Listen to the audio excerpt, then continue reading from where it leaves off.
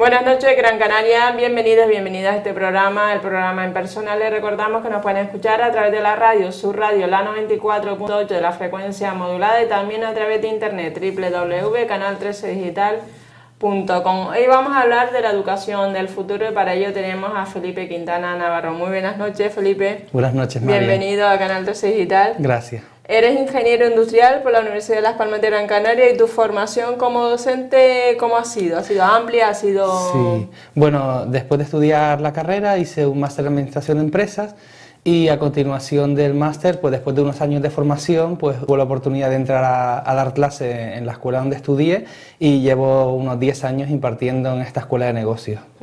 ¿Y cómo ves hoy el modelo de enseñanza actual? ¿Cómo lo ves? Donde ya casi todo está hoy en la red y prácticamente el alumno lo tiene hecho. Sí, bueno, el modelo educativo español yo creo que es muy mejorable, en el sentido de que estamos en posiciones muy bajas en los rankings educativos. Normalmente España ocupa una posición no acorde a su situación económica y en la que los profesores pues están desmotivados y hay un alto índice de abandono. Entonces yo creo que es claramente mejorable el sistema educativo español y esto tiene que hacerse desde todos los... No se puede achacar la culpa solo a un factor, sino a muchísimos factores. Desde lo que es el gobierno, estableciendo un sistema educativo pues que cuente con el apoyo de toda la población y de todos los partidos, hasta luego los centros, las instituciones, los profesores y los propios alumnos. Yo creo que todos pueden aportar su granito de arena, incluso cada profesor, y por eso hoy vamos a hablar un poquito de ello, puede aportar su grano de arena para tratar de mejorar esta situación. Y lo que llama, tío, que cada vez que hay un nuevo gobierno se modifica la ley educativa, ¿no? Sí, hombre, yo creo que hay algunas cuestiones a nivel nacional que deberían contar con un apoyo mayoritario y con un consenso independientemente del partido que se encuentre en el poder, porque si no ocasiona inestabilidad. Cuando un partido aprueba una ley y luego otro aprueba otra ley que la contradice, pues genera un poco de malestar, un poco de incertidumbre en el proceso educativo. Entonces, el tema educativo, el tema de educación, está claro que no está funcionando bien como está funcionando ahora y debería de haber un consenso y establecer un plan de acción para mejorarlo. ¿Cuáles crees que serán las necesidades futuras del mercado laboral en cuanto a la formación de los que se incorporen a ese mercado? Sí, bueno, yo creo que primero que nada decir que no solo vamos a hablar de la formación para adultos, sino que una persona se va educando desde que es un niño. Por lo tanto, toda la formación que vaya recibiendo influye en el resultado final. Y hoy en día lo que está claro es que las empresas demandan a profesionales que estén preparados para hablar en público, que estén preparados para trabajar en equipo, que tengan una capacidad de adaptación muy rápida y bueno, pues todos estos factores, que estén preparados en idiomas, etcétera, todos estos factores hacen que necesitemos una formación de nivel para lograr que estos candidatos sean aptos para los puestos de trabajo.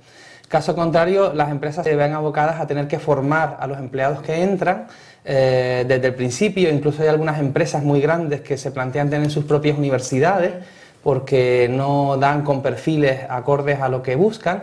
Y luego pues no solo es mejorar el sistema de enseñanza en sí, sino todo lo que lleva consigo las habilidades que tienen las personas que salen a los puestos de trabajo, ¿no? Capacidad de hablar en público, de trabajar en equipo, todo eso hay que trabajarlo en paralelo. ¿Y cómo ha cambiado el rol del profesor? Bueno, tú al comienzo de la entrevista lo comentabas, ¿no? Hoy en día, gracias al avance de Internet y a que pues básicamente toda la información está disponible con un par de clics en Internet, esto provoca que, bueno, pues antes el profesor era, vamos a decirlo así, el dueño y señor de lo que era el conocimiento. Él sabía los libros en los que estaban los conocimientos y hasta que no los transmitía, pues el alumno no los captaba.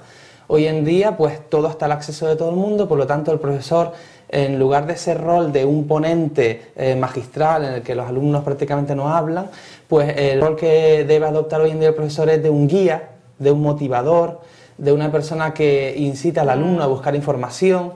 También el que esté todo en Internet accesible a todo el mundo ocasiona que el concepto de clase pueda cambiar.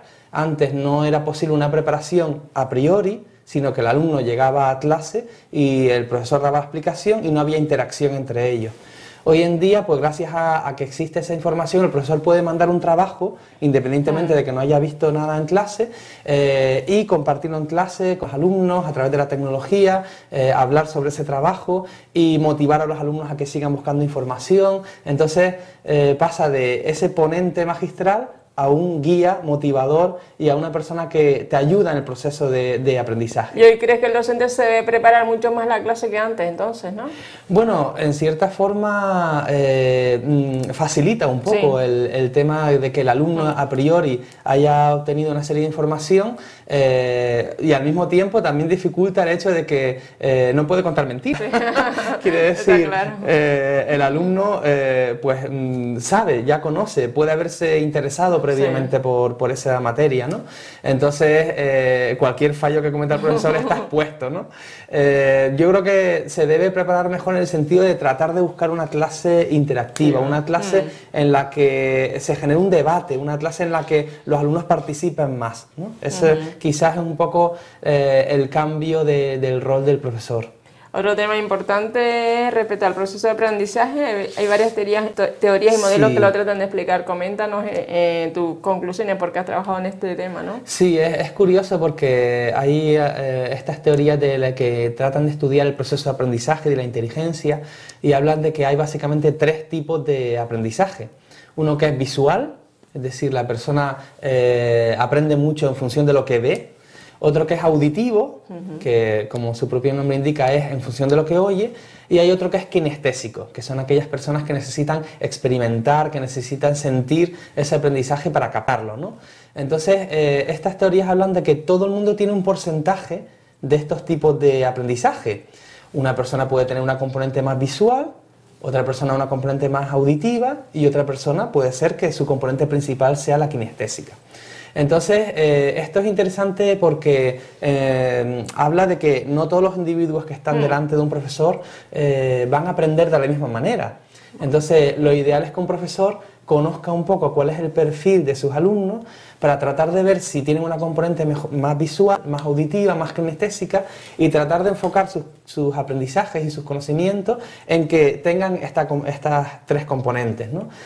Hoy en día, por cómo ha avanzado la sociedad, Internet, los medios audiovisuales, sí que es cierto que la componente visual es muy importante. Entonces hay muchísimas herramientas que nos pueden ayudar en ese desarrollo visual. No sé si recuerdas cuando estudiábamos, hay personas que necesitan hacerse un esquema, que necesitan hacerse unos dibujos, pues eso es la componente visual, ¿no? Entonces es muy interesante cómo aplicar eso desde el punto de vista de profesor para tratar de enseñar a los alumnos.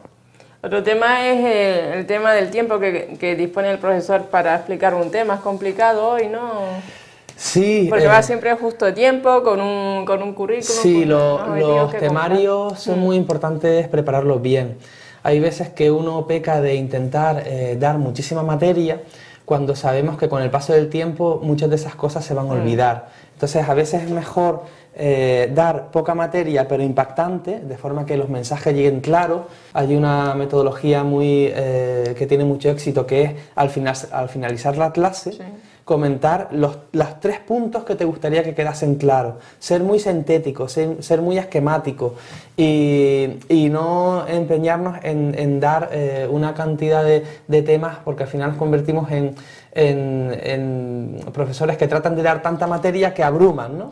Sí que es cierto que luego también hay una serie de temarios que son necesarios abordar para cuando luego se hace los exámenes previos a la universidad, o que cada temario tiene su temática, pero dentro de eso yo creo que es bueno tratar de simplificar lo máximo posible. Otro tema importante respecto al feedback, ¿qué importancia tiene en el proceso educativo? Sí, yo creo que este tema del feedback es muy interesante porque se ha infravalorado mucho. Si recordamos nuestra época de estudiante, pues casi todo se centraba en un único examen al finalizar la materia, en el que el alumno se jugaba el 100% de las cartas en ese examen. Y el resultado final de ese examen era un número, decían, has tenido un 7. Y básicamente no había mayor interacción entre profesor y alumno. Yo creo que esto es despilfarrar la potencialidad que tiene lo que se llama el feedback, que es en inglés, o retroalimentación en castellano, ¿no? Por eso es bueno que se intente establecer con los alumnos un sistema de evaluación multiparamétrico, que no solo dependa de un examen final, sino que también haya una serie de pruebas intermedias, que haya trabajo en equipo, que ayude a desarrollar ese trabajo en conjunto, al que no estamos muy acostumbrados en la formación, que haya presentaciones delante del resto de la clase, de forma que el alumno desarrolle su capacidad de hablar, y aprovechar esos puntos intermedios para ir diciéndole al alumno los puntos positivos que ha tenido su trabajo y aquellos puntos a mejorar. Yo no hablo quizás de puntos negativos porque por el sistema que llevamos de enseñanza los españoles somos muy susceptibles a las críticas negativas. Y puedes haber estado media hora diciendo a un alumno que lo ha hecho muy bien, que si le dices un solo punto negativo, con lo que se queda el alumno es con ese punto negativo.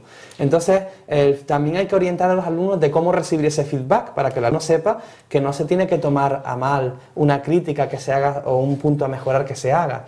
Entonces, sacando la máxima potencialidad del feedback, logrando que los alumnos vean ese feedback durante el curso y invirtiendo tiempo, porque el feedback hay que personalizarlo, hay que invertir tiempo en ello, es como vamos a poder sacar esa máxima potencialidad y no se va a limitar todo a un simple he sacado un 5, sino el profesor me ha orientado, me ha guiado, me ha dicho cómo puedo mejorar. Importante. ¿Qué mensaje lanzarías a todos aquellos profesores que quieran sacar el máximo provecho del feedback? Pues yo creo que una de las exigencias del feedback es que es demandante en tiempo. Entonces, en cierta forma, les va a requerir un esfuerzo dar un feedback personalizado a los alumnos, más hoy en día cuando en el sistema de enseñanza que hemos vivido está un poco masificado. Y eso provoca que, claro, si quieres dar un feedback a cada alumno, pues tienes que corregir X exámenes, tienes que reunirte con X alumnos, lo quieres dar personalizado y en cierta forma es demandante, pero la satisfacción que se obtiene después de dar un feedback y de ver cómo el alumno en posteriores trabajos aplica ese feedback para mejorar y ver cómo realmente no solo eres un mero profesor unidireccional, sino que también recoges feedback de los alumnos para tú mismo también mejorar. Eso hace que cuando ves que el alumno se va enriqueciendo de esos conocimientos, que te sientas orgulloso de ellos, ¿no? Entonces, yo lo que les aconsejo es paciencia, respeto, que ellos se cuestionen, cada profesor que dé clase, ya no solo en primaria, en secundaria, en universidad, en posgrado, en lenguas, etcétera, que cuestione cómo podría mejorar el grado de feedback que da a sus alumnos para que eso enriquezca el aprendizaje, que es el objetivo final de un profesor, que el alumno aprenda. Y no solo que aprenda, sino que además luego lo aplique de forma adecuada a su puesto de trabajo o a su carrera futura, ¿no? Para aquellas personas que se acaban de incorporar a este programa, a vuestro programa, estamos con Felipe Quintana Navarro hablando sobre la educación del futuro. Felipe, entre más estudias más dudas, ¿quién más sabe más dudas? Está claro. Cuanto claro, más ¿no? estudias, pues más dudas tienes, más quieres saber, más te cuestionas las cosas. Una cosa importante en los estudios es que te ayuda a desarrollar capacidad de análisis, te ayuda a afrontar nuevas situaciones. Yo creo que la formación hoy en día es fundamental. Desgraciadamente, por la situación de crisis que hay, quizás muchas personas, ha ocurrido dos aspectos. Uno, que muchas personas, como no encuentran trabajo, se han acudido a la formación para seguir formándose. Y luego otra, que como hay un índice de paro muy alto en los recién titulados, ya sea por FP, por universidades, pues quizás hay un cierto desánimo en todas esas personas que cuando ven que se van a enfrentar luego al mercado laboral, pues hay unos índices de paro en esos rangos de edades pues de hasta el 50-60%, es decir, de cada 2 estudiantes que salen, 1 va a estar en busca de trabajo y entonces pues es un poco desolador, pero yo creo que la formación no está de más y yo animo a todas las personas a que busquen formas de seguir evolucionando y aprendiendo. Otro tema importante, en tus artículos que has publicado hablas de crear experiencias en el aula. Coméntanos cómo se puede conseguir ese objetivo, Sí, Felipe. bueno, esto es curioso. Yo creo que cuando echamos la vista atrás a nosotros como estudiantes, vemos cómo hay unos profesores que nos han impactado más que otros, sí. ¿no? Esto siempre es común. Generalmente suele haber más profesores que no nos han gustado que nos han gustado, porque también nosotros mismos somos exigentes. Pero sí que solemos recordar con cariño a aquellos profesores que trataban de aplicar en el aula pues cosas novedosas, ¿no? Cosas que nos sorprendían, que de repente pues un día se hiciera una pequeña representación en clase de teatro, un roleplay, que de repente acudiese con un vídeo a clase que no nos esperamos, o con un juego, etcétera, ¿no? Entonces, pues se habla de que, un aspecto muy importante para formar a nuestros alumnos es crear experiencias en el aula. Y esto se consigue, según varios estudios que se han hecho, de 4 formas. Hoy en día, uno es aplicando la tecnología en el aula, el otro es el factor humano, de tratar de enseñar transmitiendo valores, transmitiendo respeto por el medio ambiente, transmitiendo responsabilidad social. El otro es la personalización de la enseñanza, es decir, que un profesor no se limita a año tras año enseñar el mismo temario, sino que el temario lo va adaptando y personalizando de acuerdo a los alumnos que tiene, ¿no? Y otro, bueno, y el feedback también, la personalización también influye, el que tú personalices tu feedback para que el alumno reciba un feedback a su medida, ¿no? Y el último factor es lo que en inglés han denominado the wow factor, que es el factor sorpresa. Es decir, tratar de hacer acciones en clase como las que mencionamos antes para que el alumno se sorprenda realmente. ¿Y dónde surgió la idea esta del wow factor? Pues mira, viene precisamente del mundo de los negocios. En el mundo de los negocios se habla de que las empresas que ofrecen un servicio, como un servicio de consultoría, un viaje o servicio de transporte, etcétera, pues pueden conseguir fidelizar y captar más clientes aplicando precisamente este factor sorpresa, ¿no? Cuando tú a un cliente, por ejemplo, si le has vendido una lavadora y eres capaz de sorprenderle haciéndole la instalación gratuita, llamándole a continuación para ver cómo ha ido la instalación de la lavadora y si está satisfecho con la lavadora, necesita que vaya alguien, pues consigues un grado de satisfacción mayor. Entonces, aplicando ese concepto del wow factor al mundo de la educación no deja de ser un servicio. Nosotros como profesores damos un servicio a nuestros estudiantes, que son los alumnos, a nuestros clientes, nuestros alumnos son nuestros clientes en este caso, de un servicio en el que si aplicamos el factor sorpresa vamos a conseguir que los alumnos pues presten atención. Hoy en día, con esto de los teléfonos móviles y con esto de tanto ruido que hay, el mundo está lleno de distracciones. Entonces, me imagino que muchos profesores que nos están escuchando ven cómo sus alumnos whatsappean mientras están en clase, o sus alumnos hablan, o se distraen, o duermen. Entonces, un profesor que aplica este tipo de factores sorpresa y de sorprender a los alumnos, puede ser visitando una fábrica, puede ser trayendo a un experto a clase para que hable de un tema concreto, puede ser rodando un pequeño vídeo ellos mismos en el que vean un proceso concreto. Entonces el alumno va a prestar atención y eso también hace que el alumno vaya despertando su lado derecho del cerebro y que vea de qué forma puede él también crear acciones sorprendentes, crear trabajos que sorprendan, etcétera, ¿no? Otro tema importante es la tecnología en el proceso educativo. Sí. ¿Positivo o negativo? Yo creo que es muy positivo en el sentido de que existen multitud de herramientas que nos pueden ayudar en el proceso educativo. Antes hablábamos de la componente visual, de que muchos alumnos aprenden mucho por la visión, ¿no? Entonces hay una serie de herramientas que te ayudan a crear mapas mentales, mapas conceptuales, que con imágenes, con vídeos y en un solo espacio puedes pues crear esa componente visual para que los alumnos la capten, ¿no?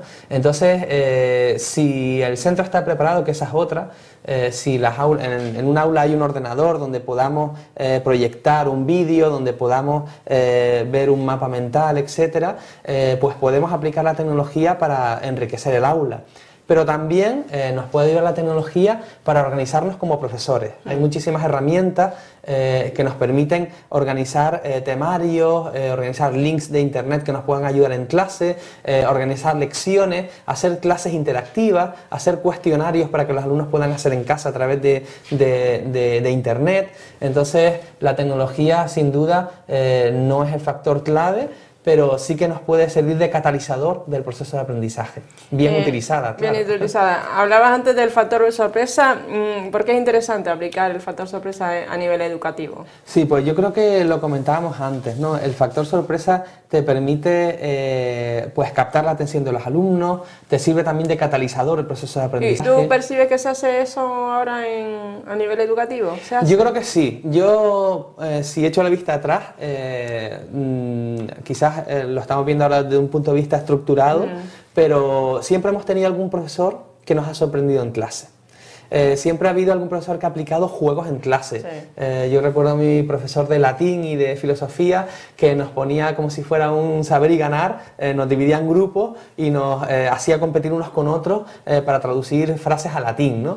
Entonces, realmente lo veíamos como un juego y entonces aprendíamos antes, ¿no? Entonces, yo mismo en mis clases también lo intento aplicar y bueno, pues lo llevo a los alumnos a visitar empresas para que vean sobre todo cómo esos conocimientos que estamos adquiriendo en clase se pueden aplicar luego, porque eso es lo más importante. De nada sirve memorizar o tener en la cabeza 1000 cosas si luego a la hora de la verdad, cuando salimos al mercado laboral, no somos capaces de aplicar esos conocimientos, no somos capaces de saber para qué se usa eso que hemos aprendido, ¿no? Entonces yo creo que existen muchos profesores, quizás no se está haciendo de una forma estructurada, sino que cada profesor lo hace de una manera, pero desde luego si se estudiase una forma en la que tratar de mejorar el sistema educativo, yo creo que deberíamos incluir este wow factor en la educación claramente. Otro tema importante, el profesor de hoy y el profesor de antes. Muchas diferencias, ¿no? Sí, sí, yo creo que un profesor no tiene que estancarse. Yo creo que tengo muchos colegas de diferentes rangos de edad y he visto cómo pues, hay profesores que quizás ya tienen una experiencia dilatada, que llevan 20, 30 años dando clases, que se han ido reciclando, que se han apuntado en cursos de cómo aplicar la tecnología en clase, que son un poco capaces de investigar qué se está haciendo en el mundo educativo para tratar de mejorar día a día. Y en cambio, pues hay profesores que llevan menos años, que llevan dando el mismo temario, de la misma manera, sin importarle qué tipo de alumnos les está viniendo, o qué carencias tienen los alumnos hoy en día, o qué necesidades tienen los alumnos hoy en día, ¿no? Entonces, es muy importante seguir evolucionando, seguir formándose, y bueno, pues mantener un poco vivo ese espíritu y esa ilusión por enseñar, que al final, mientras no se arregle la situación a nivel, como hablamos antes, uno de los pilares que era el sistema educativo, pues el profesor no se debe limitar a decir, bueno, pues me dejo arrastrar por el sistema, sino que cada profesor en clase puede ir germinando esa ilusión y esa vocación, ¿no? Si es un profesor que tiene realmente la vocación, pues la vocación de enseñar es ver que los alumnos aprenden y ver cómo lo aplican, y yo creo que la máxima satisfacción es cuando un alumno, que ha sido alumno tuyo en el pasado, te dice unos cuantos años después pues que ha aplicado todo eso, que las clases le ha servido mucho, que todavía se acuerda de aquello que ha aprendido en clase, ¿no? O sea, ¿hay profesores buenos y profesores malos, Felipe? No. Como todo en la vida, hay... pero a veces, cuando estudiaba, a veces le cogían manía a una asignatura por el profesor. Exacto. Fíjate qué curioso, Marian, que un profesor puede incluso condicionar tu futuro. Sí. Es decir, estoy convencido de que hay muchos alumnos que han pasado por manos de algún profesor que les ha interesado tanto cómo ese profesor daba la materia y cómo ese profesor enseñaba la materia y el amor que tenía el profesor por la materia, que se han decantado por tal o cual carrera o por tal o cual formación profesional, ¿no? Entonces, y eso en verdad también es una pena, ¿no? Porque si esa persona en verdad debería de analizarse interiormente y ver qué es lo que le interesa. Pero hay profesores que son tan buenos que son capaces de generar un interés por la materia, generar un interés por un desarrollo profesional y bueno, pues sí, hay profesores buenos y vamos a llamar, hay profesores no tan buenos. Pero yo creo que todo el mundo puede analizar cuáles son sus puntos negativos, débiles, para tratar de ser mejor profesor. Y qué mejor feedback que el de los alumnos, es decir, no solo somos los profesores los que damos feedback a los alumnos, sino además son los alumnos los que evalúan al profesor. Y ese es otro punto que en el sistema educativo debería estar muy bien registrado. El otro día oía las noticias que se iban a hacer una serie de auditorías sobre el sistema educativo, y de hecho a algunos colegas amigos míos les ha tocado que un auditor iba a clase y veían cómo daban las clases. Quizás no estamos contando con el punto de vista del alumno. Cada centro educativo debería de tener una encuesta en la que permita al alumno expresar su opinión sobre el profesor y tener una evaluación completa del profesor, de forma que aquellos que no están dando buenos resultados pues sean mínimamente cuestionados o bien no sé si decir despedidos, pero sí que decirle, oye, mira, estás fallando en esto y estos puntos son críticos porque está influyendo en la educación de tus alumnos. Otro tema importante, ¿cómo crees que debería ser la formación en el futuro y sobre todo en qué modelo debemos buscar casos de éxito? ¿El caso anglosajón, por ejemplo? Sí, hay dos modelos muy buenos, como son el modelo finlandés, que ha sido claramente estudiado, y el modelo coreano, de Corea del Sur.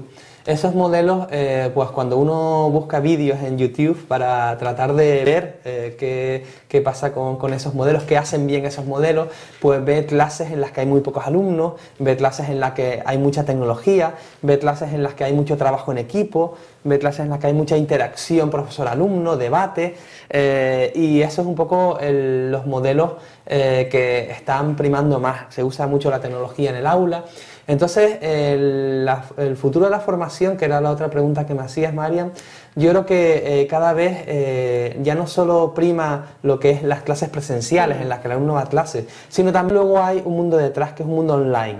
Entonces, muchos centros educativos, muchas universidades, pues tienen ya campus online en donde se van colgando la formación, los diferentes programas, los temas. Hay foros en los que los alumnos pueden participar y se evalúan también. Entonces, vamos a decirlo así, el mundo se está cada vez usando más la tecnología, ya no solo en el aula. Entonces yo creo que el futuro evolucionará de forma que cada vez van a existir más programas online que se pueden hacer a distancia. Quizás la formación primaria va a seguir siendo presencial con una alta componente de usar la tecnología en casa y lo que es el campus online. Pero una persona en España se va a poder apuntar a un curso, una persona adulta, a un curso que se dé en Argentina, porque es todo online, a través de videoconferencias, a través de foros, y eso yo creo que va a evolucionar mucho, de forma que no es necesario estar en la ciudad donde se imparte el curso, y también de forma que no es necesario que dejes tu puesto de trabajo, sino que puedes seguir trabajando y formándote al mismo tiempo, ¿no? Para finalizar, Felipe, ¿cuáles crees que debería ser la preparación de esos docentes para el futuro? Yo creo que claramente hay que formarse en tecnología, y luego también creo que el profesor tiene que tener una alta componente humana. Es decir, también tiene que formarse en habilidades de comunicación, tiene que formarse en ver a otros profesores, asistir a clases de otros profesores para ver cómo lo están haciendo y seguir formándose en la materia. Luego también hay dos puntos que son muy interesantes, que es cómo interactuar con el resto de materia. Es decir, a veces los profesores nos limitamos a ver nuestra materia sin interactuar con el resto. Es decir, hay que ver, oye, pues cómo se unen las matemáticas con la física, cómo se une el marketing con las ventas, con las operaciones, con las finanzas. Yo creo que eso es un tema muy importante para conseguir que nuestros alumnos tengan una visión global y no una visión estanca de que cada cosa está separada, ¿no? Todo al final está entrelazado. Entonces, seguir con formación en tecnología y dar esa visión global,